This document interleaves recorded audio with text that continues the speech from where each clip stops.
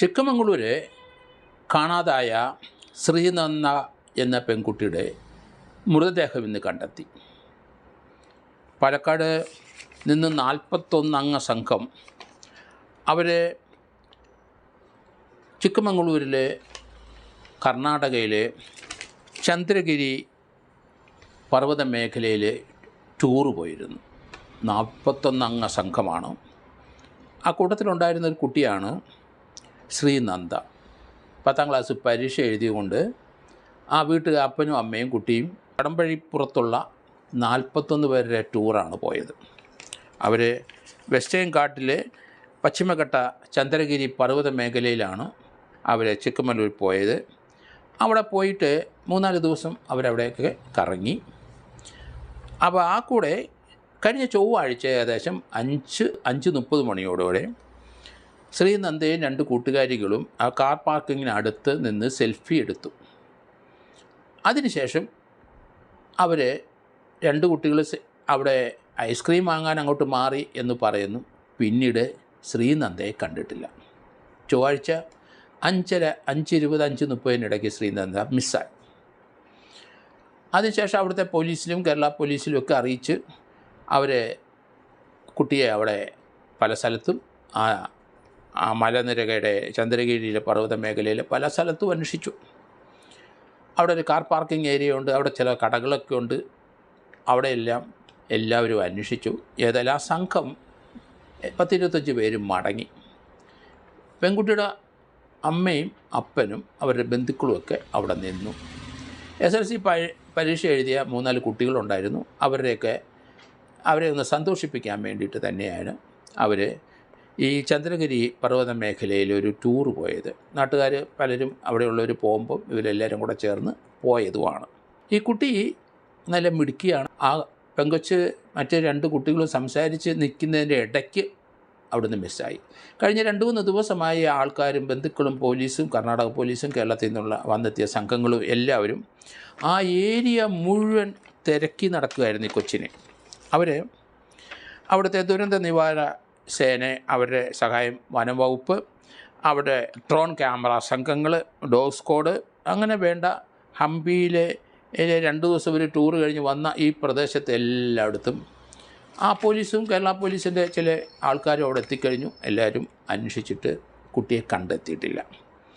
കഴിഞ്ഞ 2-3 ദിവസമായിട്ട് അവരവിടെ തെരച്ചിൽ നടത്തിക്കൊണ്ടിരുന്നു.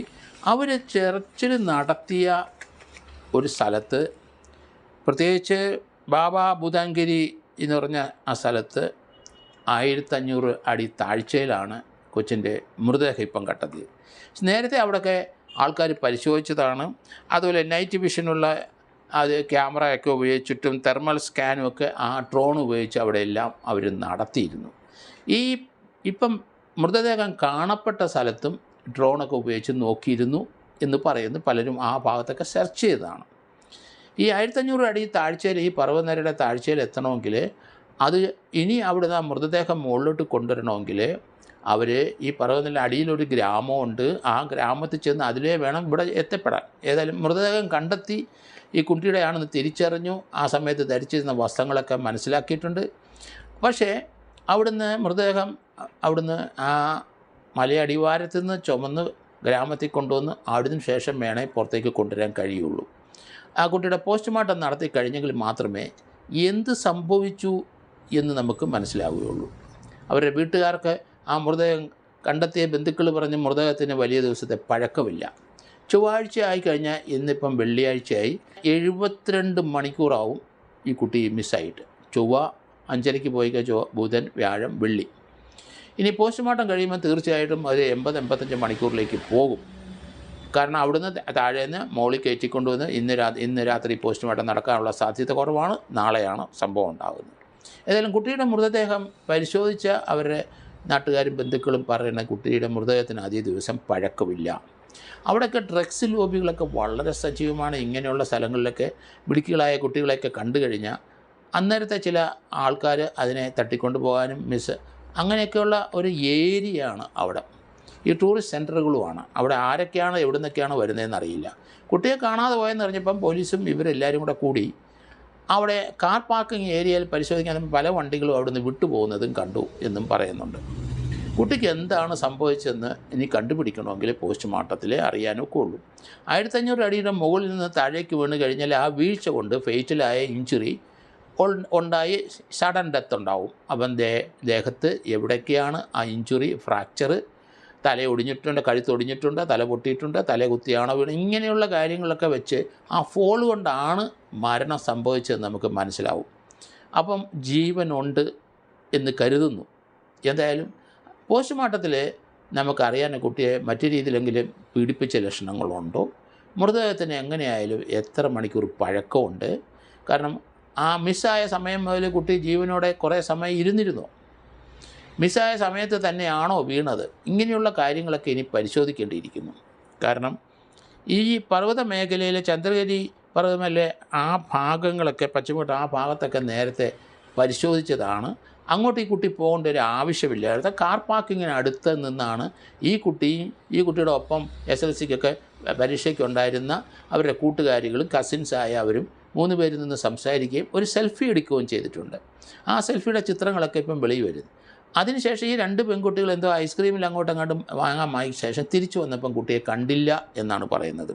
എന്ത് സംഭവിച്ചു നമുക്കറിയില്ല. സെൽഫി എടുക്കാൻ നേരത്തുള്ള ഒരു അപകടം ഉണ്ടായതാണോ അത് നമ്മൾ ചിന്തിക്കേണ്ടിയിരിക്കുന്നു. എന്നിട്ട് കുട്ടികൾ പറയാതിരുന്നതാണോ അതൊക്കെ നമ്മൾ ആലോചിക്കേണ്ടിയിരിക്കുന്നു. അതുതന്നെയല്ല, അവിടെയൊക്കെയുള്ള ഗുണ്ടാ സംഘങ്ങളൊക്കെ സജീവമാണ്. ഇങ്ങനെയുള്ള ടൂറിസ്റ്റ് സെൻറ്ററുകളിലൊക്കെ അവിടെ മറ്റുള്ള പട്ടണത്തെ പോലെ പെട്ടെന്ന് ആൾക്കാർ ഓടിയെത്തത്തില്ല. അവിടെ വന്നു ചേരുന്ന പല സ്ഥലത്തു നിന്നുള്ള ടൂറിസ്റ്റുകൾ മാത്രമേ ഉണ്ടാവുള്ളൂ. ഏതായാലും 4 ദിവസമായിട്ട് കുട്ടിയെ കാണാതിരുന്നത് കേരളം മുഴുവൻ ദുഃഖത്തിലായിരുന്നു. ശ്രീനന്ദയുടെ ഫോട്ടോ ഒക്കെ നമ്മൾ പത്രത്തിൽ കണ്ടു. അതുപോലെ തന്നെ അതിനു മുമ്പ് നമുക്കറിയാമല്ലോ, മറ്റൊരു ആളെ നമ്മൾ ട്രെക്കിങ്ങിന് പോയിട്ട് കാണാതെ പോയ ഒരു സംഭവം. അത് ആ 3-4 ദിവസത്തേക്ക് എല്ലാവരും പത്രത്തിൽ ആ കുട്ടി തിരിച്ചു വന്നോ, ട്രെക്കിങ്ങിന് പോയി എവിടെയെങ്കിലും വന്നു കയറിയോ, കാട്ടുമൃഗങ്ങൾ ആക്രമിച്ചോ, കൊന്നുകളഞ്ഞോ എന്നൊക്കെയുള്ള വാർത്തകൾ വന്നെങ്കിൽ 4-ാം ദിവസം ആ കുട്ടിയെ അവിടുത്തെ ട്രൈബിലെ ആൾക്കാരും കൂടെ ചേർന്ന് നടത്തിയ ആ ഏരിയ പരിശോധിച്ചപ്പം ഈ കുട്ടിയെ കണ്ടെത്തിയ ദിവസം നമ്മൾ കണ്ടു. അത് ഒരു 8-10 ദിവസമായുള്ളൂ. ആ കുട്ടി ആരോഗ്യത്തോടെ തിരിച്ചു വന്നു അവരെ മാതാപിതാക്കൾക്കൊപ്പം ചേർന്നൊക്കെ നമ്മൾ കണ്ടു. ഇവിടുന്ന് ഈ ഏരിയയിൽ പോയ 51 പേരിലെ പകുതി പേരും 3/4 പേരും മടങ്ങി. ഈ കൊച്ചിനെ മാത്രം മിസ്സായി. അതിലേക്ക് ഇത് വളരെ അല്പസ്വല്പം ദുരൂഹതയുള്ളതായിട്ടാണ് തോന്നുന്നത്. പോസ്റ്റ്മോർട്ടം കഴിഞ്ഞെങ്കിൽ മാത്രമേ നമുക്ക് എന്ത് സംഭവിച്ചു, കുട്ടിയുടെ ബോഡിയിൽ മറ്റു രീതിയിൽ എന്തെങ്കിലും രീതിയിലുള്ള പീഡനം ഉണ്ടായിട്ടുണ്ടോ എന്നൊക്കെ അറിയാനൊക്കെ ഉള്ളൂ. പിന്നെ ഇതിനകത്ത് തള്ളിയിട്ട് കൊന്നതാണെങ്കിൽ അത് ആ മൃതദേഹത്തിന് എത്ര ദിവസം കഴിഞ്ഞാൽ ജീവനോടെ ഇരുന്നു, 1 ദിവസമോ 2 ദിവസമോ ജീവനോടെ കുട്ടി ആരെങ്കിലും കസ്റ്റഡിയിൽ ഇരുന്നോ, അതിനുശേഷം കൊണ്ട് എറിഞ്ഞു കളഞ്ഞതാണോ, ഇങ്ങനെയുള്ള കാര്യങ്ങളൊക്കെ കിട്ടിയ അന്വേഷണം ഇനി നടക്കേണ്ടിയിരിക്കുന്നു. ഏതായാലും ഈ കേസിനെ സംബന്ധിച്ച് അടിയന്തരമായിട്ട് അറിയേണ്ട പോസ്റ്റ്മോർട്ടം കഴിഞ്ഞിട്ട് ഇതിൻ്റെ മരണകാരണം, കോസ് ഓഫ് ഡെത്ത് എന്താണെന്ന് അറിയണം. അത് തന്നെയല്ല, അത് ഈ മിസ്സായ ശേഷം എത്ര മണിക്കൂർ കഴിഞ്ഞാണ് ഈ മരണം സംഭവിച്ചത്. മിസ്സായ ആ സമയത്ത് തന്നെ വീണതാണെങ്കിൽ തീർച്ചയായിട്ടും കോസ് ഓഫ് ഡെത്തിൻ്റെ ടൈം നമുക്ക് അവിടെ ഫിക്സ് ചെയ്യാം.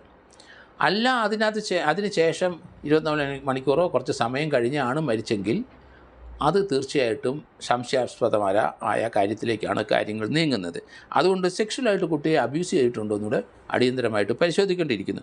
ഇങ്ങനെയൊക്കെയുള്ള ഒരു കാര്യങ്ങൾ മനസ്സിലാക്കിയെങ്കിൽ മാത്രമേ അന്വേഷണമായിട്ട് മുന്നോട്ട് പോകാനൊക്കെ ഉള്ളൂ. ഏതായാലും അതൊരു സ്ട്രോങ് സസ്പീഷനാണ്. കാരണം പോലീസ് ഇപ്പം വീണ് കിടക്കുന്ന സ്ഥലവും ഭാഗമൊക്കെ നേരത്തെ പരിശോധിച്ചതാണ്. അപ്പോൾ അവിടെ ഇല്ല എന്ന് ബോധ്യപ്പെട്ടപ്പം ആ കേസിൻ്റെ സ്വഭാവം വെച്ച് ഇത് തട്ടിക്കൊണ്ട് പോയതാണോ ഇല്ലയോ എന്നൊരു സംശയത്തിലേക്ക് എല്ലാവരും വന്നു. പക്ഷേ ഇപ്പം ആ കുട്ടിയുടെ മൃതദേഹം നമ്മൾ കണ്ടെത്തി 4-ാം ദിവസം.